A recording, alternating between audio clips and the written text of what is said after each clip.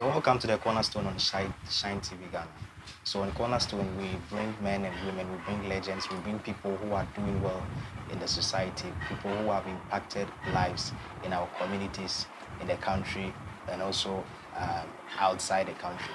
So today we are very privileged to have a wonderful woman here, and in fact, I say I'm very privileged because there is a lot she's done in the society. There's a lot she's done in the country. So I'll be talking about her.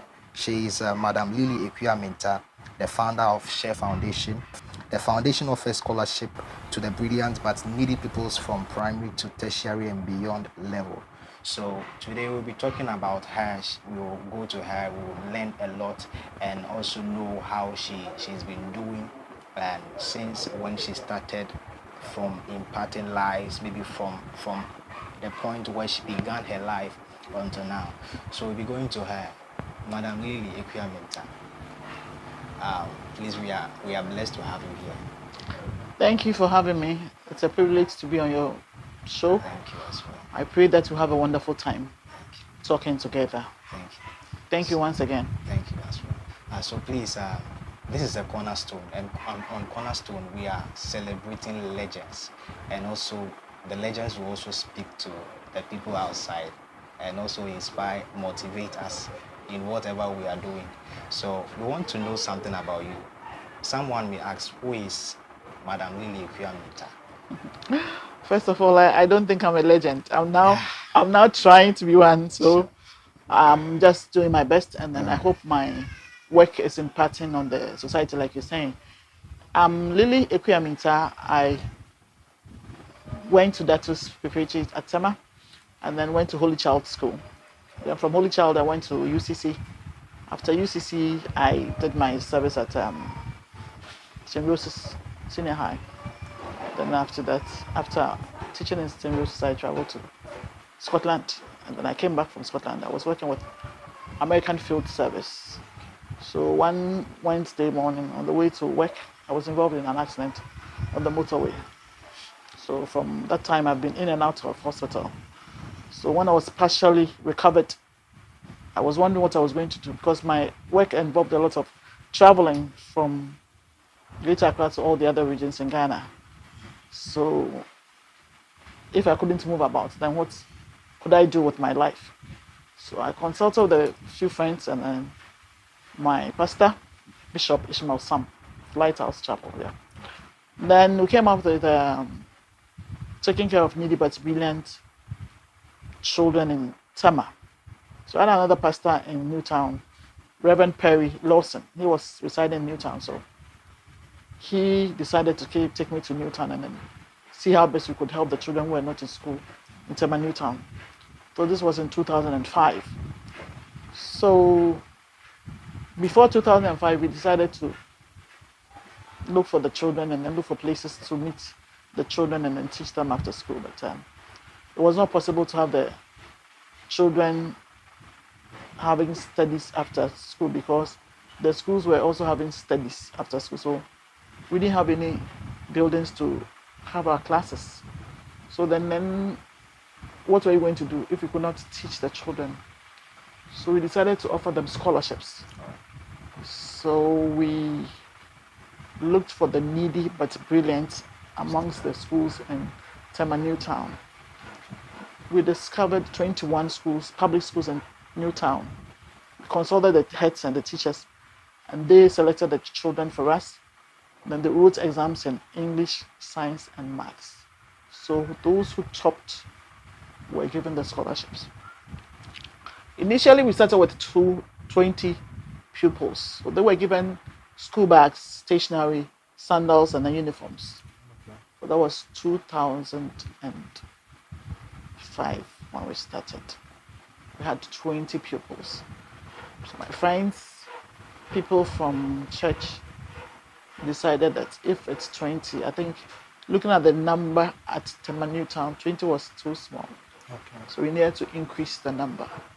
Okay. So the first year we did 20, and the subsequent years we did 50 brilliant but needy pupils from JHS. Along the line, then we came across some kids who were in primary who needed support. So the first guy we had was in primary 4. So we added him to the GHS pupils. So we're concentrating on the GHS. So when we're visiting the schools to select the pupils, talking to some of the teachers and the heads, we realized they didn't have libraries in the schools. Okay. So the children were not doing reading. And you know, reading is everything. Exactly. If you cannot read, you cannot understand anything, you cannot pass your exams, you cannot do anything. So we decided to give them books. But at that time, we did not have enough books. We had an English contest, then we gave them prizes, and the prizes were very, very few. Then one of my board members suggested that we should put up libraries for them. Because if they had libraries in the schools, then the children would have access to the books, but we didn't have the funding. So now the issue was how to get the funding to put up the library. So back again, consulted some friends who had friends. So one of our friends had a friend at Max Lines. So she contacted her boss, and then they decided to give us a 40-footer container. So in 2010, we had our first library at Tema, Newtown, TMAGHS 1 and 2 compound. So that was our first library, 2010. Then we had a friend in the UK, our partner, Reverend Gilbert Amate. He is with Praise Valley Foundation. So they brought us all the books for the library. Then we got funding for the interior decoration and everything. In 2010, we inaugurated our first library and we named it Praise Community Library. Okay. So if we had the first library in Tema Newtown, then what about the other schools that we're working with? So we decided to have another library because we're working in Tema Newtown and then Tema Community 4 and then other communities. So in Tema Community 4, we're working at the Republic Road School. Okay. So we got a friend who also gave us a friend, Mr. JB Isilfi of Jebs Engineering. Unfortunately, he's also passed. So he gave us a second container, and that one is in Tema Republic Road Schools. That library is called Diamond Community Library. So Diamond was in 2011.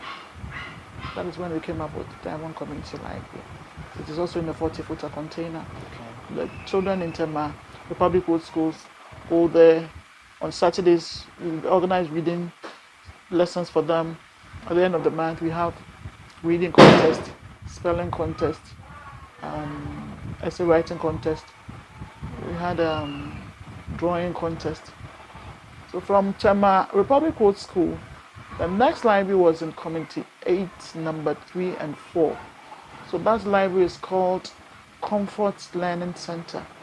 So 2010, Comfort was in, I think, 2013. So that library was also, we had a 40-footer container, again, from Hall Blythe. That was also through a friend who was working there. So we had Comfort Learning Center. As usual, we do the reading contest, we do the writing, we do the spelling, and then we did Scrabble contest between Newtown, Republic, and then the Community 8. Wow. So from Community 8, we did the Tertiary Anglican schools. That was in 2013, 15, I think 15. That one, we had a big room from the school, so it's not in a 40-footer container. It's in a big classroom block. So that one is Hilda Brown Library. That was named after one of our board members who passed. She's called Mrs. Hilda Brown. So that library was in her memory. And just recently in December, they reopened the library. It was renovated. They put in more books, they painted the place, they put in fans, and then more furniture. Okay. So that was just in December. Then we had the Hilda Brown Library at Tertiary Anglican Schools. So that was 2015. Then we have the Jeps Memorial Library. Jeps is one of our friends who gave us a container for the Republic Road. He passed during the COVID. So we had community, 5 number 3 schools, where we have the Jeps Memorial Library. So that one was inaugurated in COVID was 2019. Yeah. 20, 21, 22. I think 2021. Okay. That's when I had the Jeps Memorial Library. So that one also is in a classroom block, so we don't have a container. Yeah. So that is Community 5 number 5, Community 5 number 3 schools, Jeps Memorial Library. We realized that if we're doing all those projects in the urban areas, then what could you do for the rural areas? We decided to add the rural areas. Wow. So the first place that we identified was Hohoi, in the Volta region. We had a contact person there. So we gave them books, and he set up the reading clubs in about 6 schools in Hohoi. So they had reading books, and they were meeting from time to time. They also had a contest. They set up some of the clubs in Jasikan, in the Oti region. So from time to time, the Jasikan and the Hohoi people have been having inter-schools contests. They had a English contest and I think essay writing contest. So from Jasikan, Hohoi, we had a friend in Sandema. Just some of the clubs in Sandema. So they're also doing the reading and then the writing. Then one of the beneficiaries was doing his service at Sokori Mampong. Okay. So he set up the reading clubs in Sokori Mampong, the Ashanti region. Then one of the national service persons, Alberta Edjosi, she comes from Achim Asafo. So she one of her anniversaries, I think 2011 anniversary, she decided to send some of the books to her village. So we set up 11 clubs in Achim Asafo. Okay. So we sent them books. 1,100 books. So each club had 100 books. Then from Achimasafo, we came to Nsawam. I have a friend in Nsawam. So we sent some of the books in Nsawam to start the reading clubs. Then from there, we went to Akosombo. What some of the reading clubs in Akosombo. I had a friend in Akosombo. So she also set up the reading clubs in Akosombo. Okay. So these were the clubs that we set up in order to bridge the gap between the rural child and then the urban child, so that the rural child can also have access to modern books to read and then write. Okay. So after the reading clubs, the libraries, we had microfinance for the beneficiaries' parents and guardians. We gave them some capital to trade. So at the end of every month, they were paying back part of the capital so that they could help their children in schools. We did the microfinance project. Then we had the environmental education project. In collaboration with Zoom Lion, we had 11 schools in Tama. They were supposed to be collecting sachet rubber for recycling at Zoom Lion. So they collected the sachet from beginning of the term to the end of the term. We collected all of them. We weighed them, and then we came up with those who had excelled first, second, third. We gave them books. We gave them the Zoom Lion bins. So we did that project for about a year. Every time we're doing it. So after the sachet rubber collection, we moved to the plastic bottle collection. That was also in Tama. I think 11 or 12 schools in Tama. For the first season, we had 3 seasons. They also received Zoom Lion bins, stationery, as their prizes. So season 1, season 2, season 3, we had all of them in Tama. Then season 4, we collected the plastic bottles and the sachet water in Jasikai. Okay. So Jasikai, about 8 schools were involved. So they collected the sachet rubber and then the bottles. And at the end of the term, they were given the Zoom Lion bins. And at that time, we're doing the sanitary pad donations. So we added the sanitary pad donation. Apart from the environmental education, we did the agenda help the girl child with the pad donation. So the first one was in 2022. We donated pads in 18 schools in Tama. So we did Tama, we did Newtown, we did Ashaiman. Then the season 2, We also donated the part in about 24 schools. We did Tama, we did Ashaiman, and then we did Tashi. Yeah. So apart from microfinance, we have environmental education, and then we do school educational tours and then projects. So we take the children on tours so that they can broaden their horizon and then learn what is happening. So we took them to Ernest Chemist. They went to GTP New Styles. They went to visit Safisana. Safisana is a project for developing gas from rotting foods. So they went to see how the process is. So they went to Safisana and Ashaiman. Okay. Then they went to the Kwame Nkrumah Mausoleum. They visited the Du Bois Memorial. And they visited the Atta Mills Asumdwe Park. Yeah, they went to the Asumdwe Park. They visited the University of Ghana. Then they went to UPSA just to broaden their horizon and then let them more knowledgeable about what is happening in their environment and in the communities. So apart from the library projects, the reading project, microfinance support, the part donations, we also donated in homes and then orphanages. Wow. We give clothing and shoes. So we have donated in Teshin Orphanage, Nungwa Orphanage, Fafaha Orphanage, Mastermind. Mastermind is a Insanus project. Okay. Yeah. We donated clothing to them, clothing and then cash to his children. Then we donated clothing at School for the Blind, Ashaiman. No, School for the Deaf, Ashaiman. School for the Blind, Wa. Then we did School for the Blind, Mampong. And what else? There's a baby home at Newtown. I don't know if you know the place. It's called Mama Happy. I'm happy. Mama Happy. Yeah. I'll give her a contact so that I can contact her. So she takes care of teenagers and their babies. Okay. So we donated to Mama Happy's Malef Foundation. We donate to them. We give them clothing and shoes. We have a village near Sawam. We give them old clothing and shoes. Then we have Afram Plains, where a friend of ours has his project. So Afram Plains, we give them clothing, shoes, we give them decks, we give them books, games, and then toys. So that's Afram Plains. Then where else did we go to? Yeah, we have been going to Sawam Orthopedic Training Center. We give them groceries and then toiletries to the inmates. And where else did we go? Went to Pandai. Pandai is in the Oti region. There's a leprosarium there. We gave them toiletries and then bread.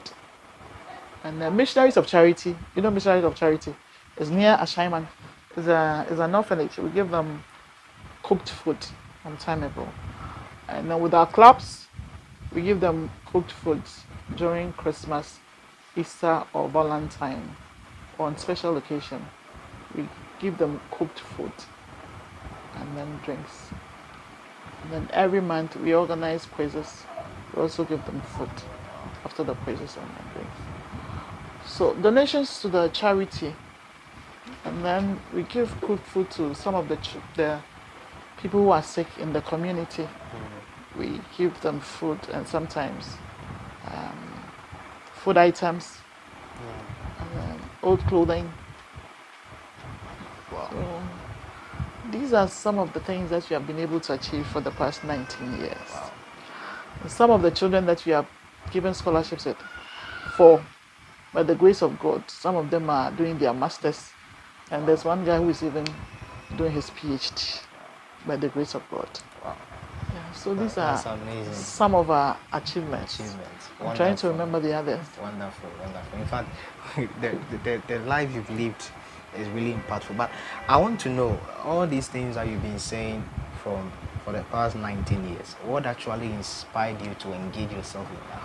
I think after the accident, just sitting at home, just going to hospital and then waiting to get better, and then I'm thinking, so what can I do with my life now that I'm not able to move about like I used to?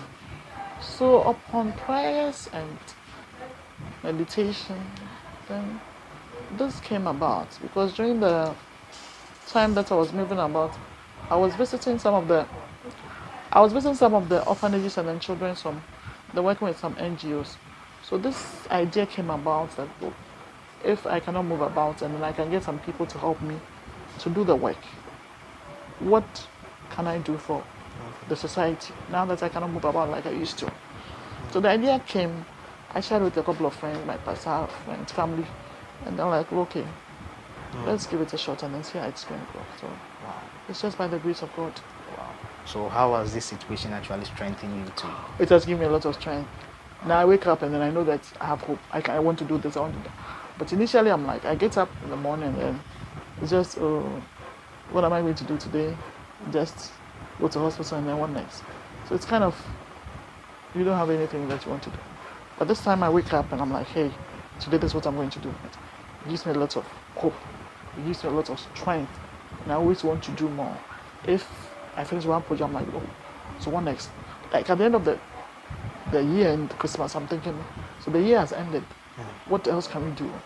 I'm thinking, okay, we've done the reading, we've done the environment, we've done the plant donation, we have done so many things.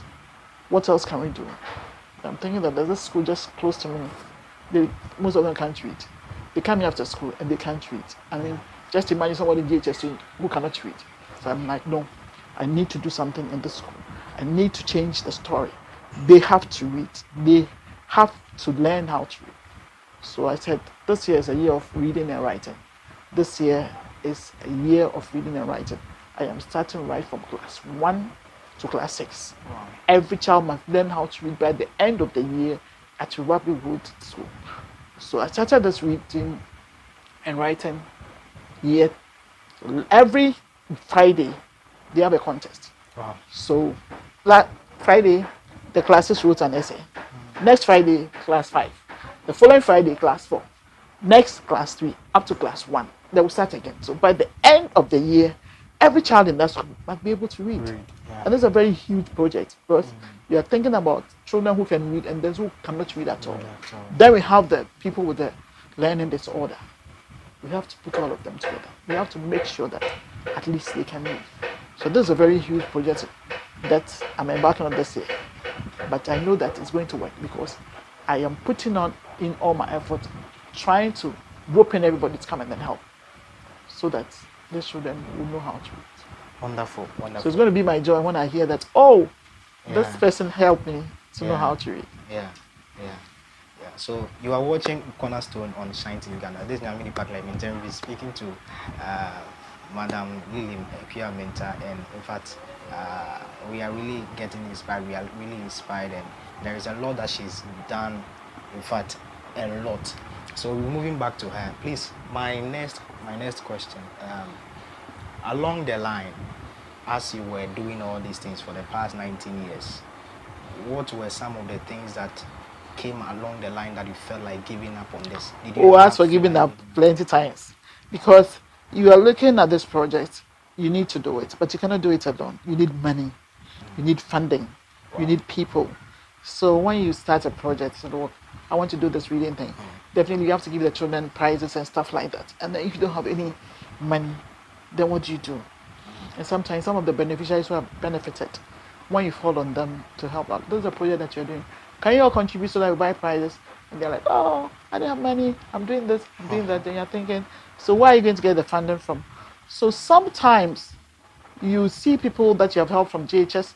Now they're working, they're married with families, and then you call them and you don't have any positive response from them. Then you feel like giving up that goal. So this guy, he doesn't remember that he benefited from Share Foundation.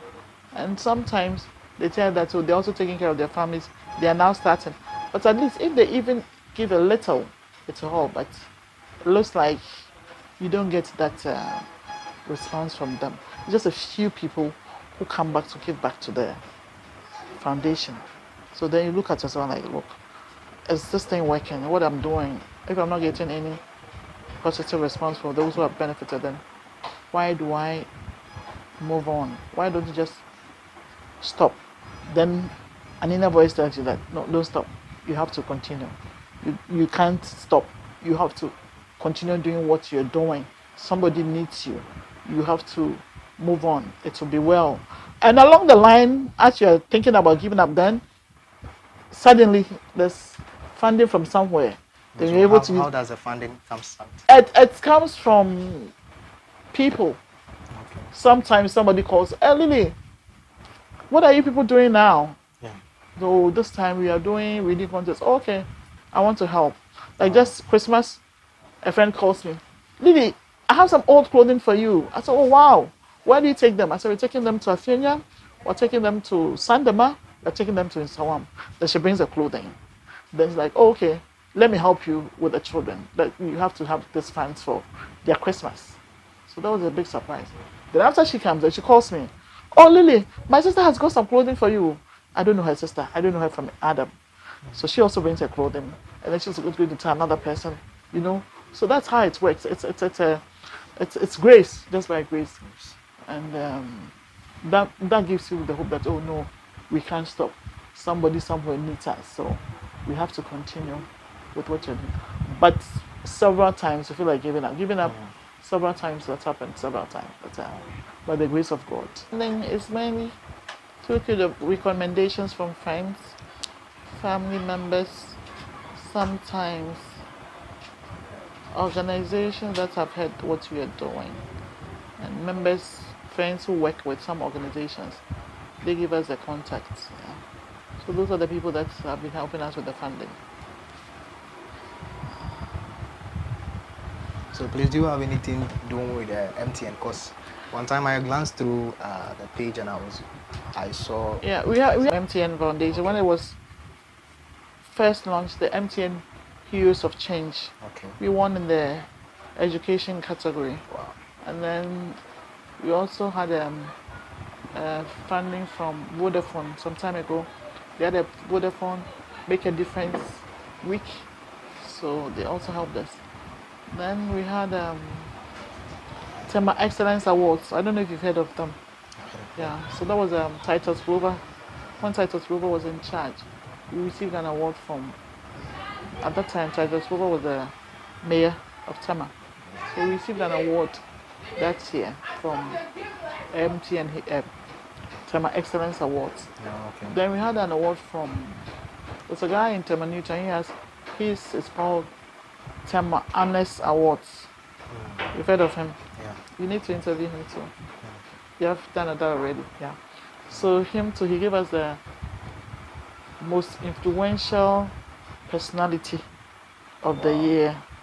Yeah. So I'll show you all the awards. So we had an award from Tema Honest Awards. Then we had an award from Boy Scout, Girl Scout. Do you have Girl Scouts or Boy Scouts? Do you have the girls? The girls is forward. Girls Guide. Yeah. Girls Guide. So we had an award from them. That was what was the name of the award? And then we had an award from Kingsway International. Kingsway International is an assignment. Okay. They also gave us a citation. That wasn't an award. And these are some of the awards that we have received over the years. And we're working hard to get more awards, to make an impact in the community, and then change destinies for the better. So please, what do you want to be known for? I want to be remembered for helping people who didn't have hope in education and now have hope. To be remembered for helping the hopeless to be hopeful, and then to helping people who have given up in life not to give up, to have faith in God and have hope in life. That is what I want to be remembered. Oh, wonderful, wonderful. In fact, I'm really blessed to speak to you. And also, you spoke about picking up, is it collecting sachet water, plastic bottles and plastic bottles. So, how were you doing these things? Because we contacted the head teachers. Then they told the children that there's this competition, sachet rubber collection. The schools with the most rubber get award. We had 12 schools in Tama. So at the beginning of the term, then they'll start the collection. So end of the term, we go around to collect all the rubber and they'll bring them to public food. We weigh them and they'll give the first, second, third awards. But each school gets a consolation prize. With the plastic bottle collection, that one was massive because it was more like the prizes were very attractive. We had the Zoom Lion bin and then the stationery. And then we added the sanitary parts to it. So we did the first season 1, we did the season 2, then we did season 3. Then the season 4, we took it to the OT region. The plastic bottle I liked it because it became something of a huge content because everybody, the heads that had the Zoom Lion bins were bragging with the bins. So those who didn't have them, they were like, hey, if you go to this school, they got them Zoom Lion bins. So they were all in the rush to get the Zoom Lion. So that was their motivation, the Zoom Lion bin, for them to say that we received this Zoom Lion because we collected the plastic bottle for recycling.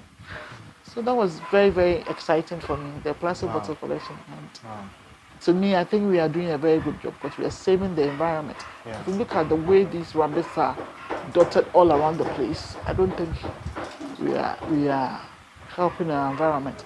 If we are able to collect them and then send them to the recycling plant, it's going to help all of us. Recently, there was one at the beach, and I saw it, and I was very, very sad. Having foreigners collecting plastic bottles on our beach. How are they going to see us? They come all the way from their country to come to our beach and collect plastic bottles on our beach. This is very, very... So please, what do you think we can do to... It's a big shame. So if you're all responsible for collecting the bottles and the sachet rubber for recycling so that we reduce this rubbish in the system, I think it's for our own good. It's not for anybody's good. It's not the foreigner who's going to benefit. You and I are going to benefit. But so please, how do we go about doing some of these I think we need to sensitize all the children. Okay. This must be taught straight from KG. Okay. That if you see plastic rubber on the floor, take it, go and put it in a container at home. If you see a bottle, take it. Don't litter. Funny that when we started this plastic bottle thing, there was one boy, he came to me like, madam, so if you see an adult dropping the rubber on the floor, what should you tell him? I said, you know something? Don't tell me anything. When he or she drops it, you pick it and then bring it for the recycle. You see that he was very upset that why is it that the adults are doing that? So for him, he knows that you don't need to drop it on the floor. So if we instill this in the children, they're going to grow with it. Anytime they use the plastic bottle, they're not going to dump it. They're going to put it in their bag inside the tub. When they drink from the sachet rubber, they're going to do it. But if we don't instill it in them now, it's going to go. You see adults, they come to pass, you see them, they drink. They don't see, and it's like if you don't know and you tell them to be, hey, adding, there's a line from the drummer number. Mind, the mentality is not working. It's not working. There's a line of one, so what did into her into the mobile, and that one himself flat, so you see, the mindset is so negative. They think that once it's somebody's job, I need to dirty the place for somebody to work. But that is not it.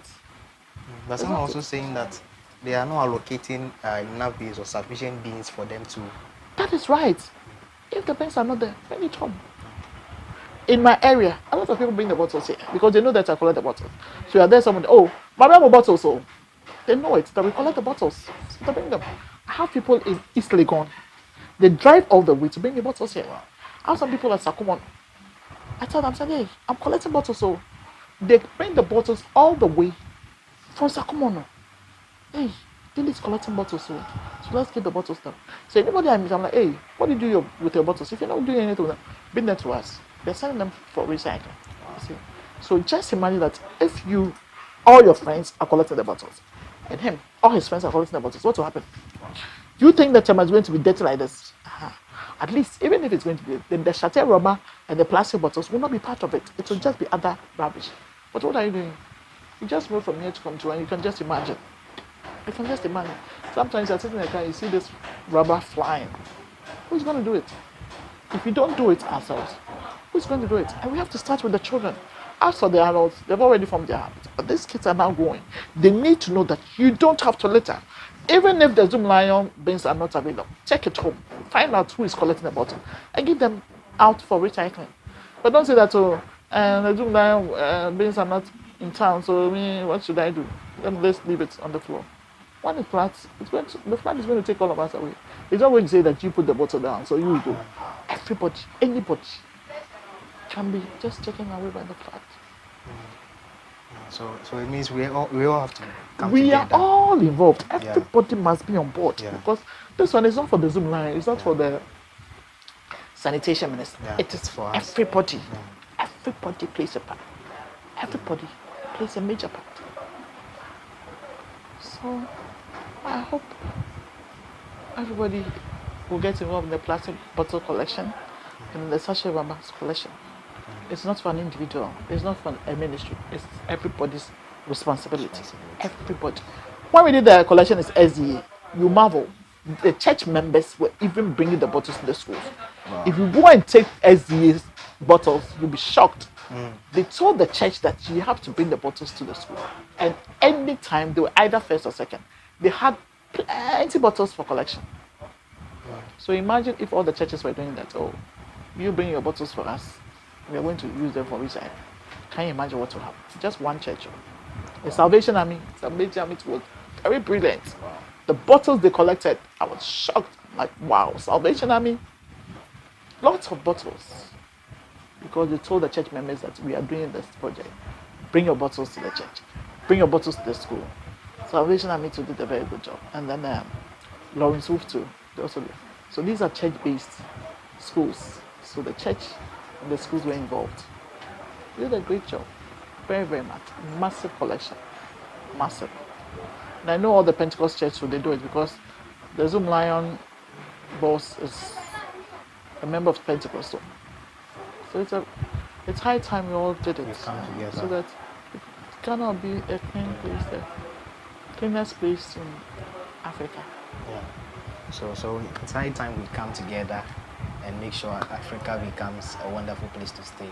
So this Nyamenipa Clement, we've been talking to Madam Lilian Mintah. So I'll be going back to her. Please, you were saying something about, you said something concerning the microfinance and how you were using that means to support guidance and parents. And how was that one also going about? How were you able to come together? Our partner in the UK felt if the parents were well endowed, they could support the children. Maybe we were doing their scholarship and then their stationery. What about their pocket money for school every day? You could have the child is in school, but the child doesn't have money to come to school. So what does she or he depend on whilst in school? So they were supposed to use part of the profit to give them money to school. So that's how come the microfinance support came in to help the parents to support their kids for pocket money and then other needs. So that's how come we did the microfinance. But after that first one, we didn't continue with it because we realized that the microfinance banks were all over the place. So they could easily walk there and look for microfinance support. Yeah. So that's how come we had the microfinance project. All right, so wonderful experiences from, is it 2005?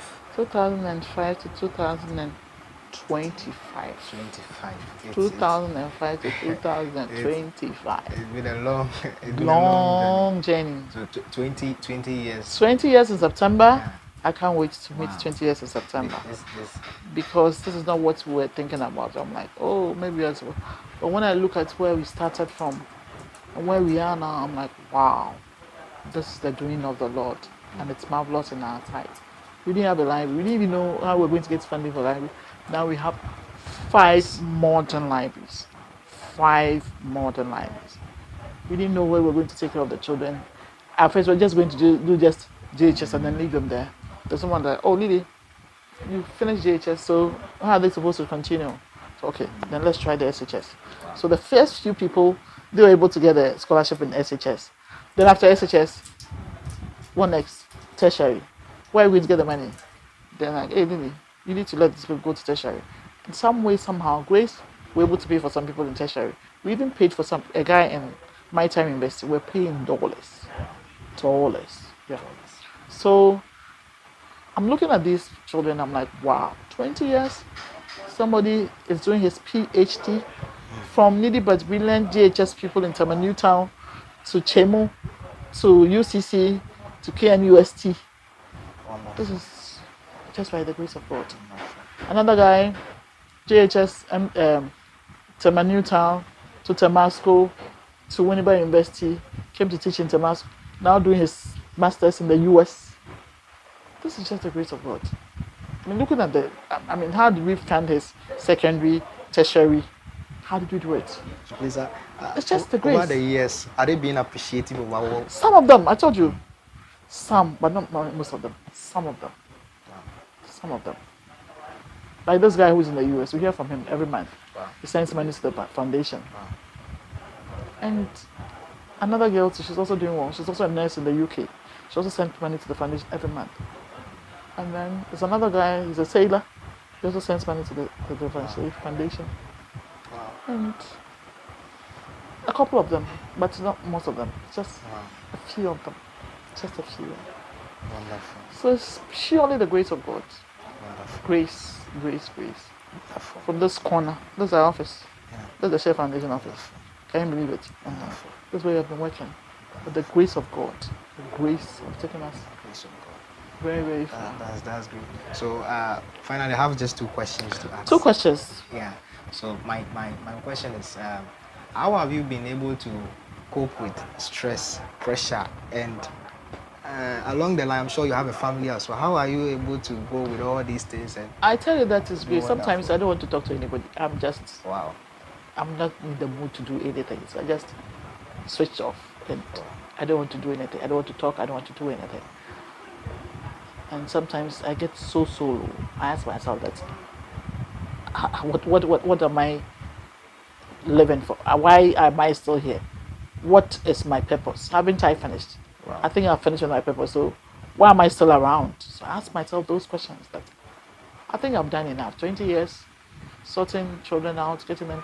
So it's okay for me. But then I still ask myself that I don't think I have arrived. I think there's a lot more to be done. So I still have to cope. So when I get to that lowest level, I pray for strength. So when my friends call on, like, pray for me, I need strength. So sometimes I get 0. I'm on the 0 level. I don't have any strength. I don't have any ways to move on. Then I just switch off. And then I pray for strength to be able to move on. And I have very good friends who encourage me. When I get to that level, like, oh, Lily, you don't have to give up. We are praying for you. We are doing this for you. You don't have to give up. Don't give up. Don't give up. So I have some very good friends who pray for me, and then they encourage me and my family. All right. So please, your final words to viewers. Do you have any upcoming projects? The upcoming project is Share at 20. I can't wait to see Share at 20. And I can't wait to celebrate the grace of God and the goodness of God. Because I'm looking at the things that we've been able to achieve in 20 years. And I think God has been so good to us. He has been super faithful to us. So that is what I'm looking forward to. And I can't wait for September to come to celebrate God's goodness. Wow. And to celebrate the achievements of Share Foundation. Wow. And hope to see all the beneficiaries, those who have been lost for a long time. I hope to see them. Even if I don't see them, I hope to hear from them. Some of them I don't even remember, most of them. But the few I remember. But those who are missing, I hope they'll come and then share their story. Tell us what Share Foundation has done for them and where they are now. So Share at 20, I can't wait to see it in September. I pray for God's strength and grace to get to September 2025. So please, do you need any sponsorship? You want people to come We on board need to sponsorship for the celebration. What are the ways and means people can use We to need everything. We need funding, we need books, we need clothing, we need anything at all that anybody is ready to sponsor us with, so that we can have a wonderful celebration in September 2025, so that we can give thanks to God for how far He has brought us. So we need funding, we need books, we need clothing, we need shoes, we need food, we need drinks, anything at all that anybody is ready to sponsor us with. We look forward to receive them for our anniversary. So I believe the contacts and the website or any other means will be on the screen. So please, your last words to the younger generation, people who are coming up, maybe a young girl who is also trying to do something. The young generation, I have just two advice for them: to be respectful and to be truthful. Now, I say there is no respect.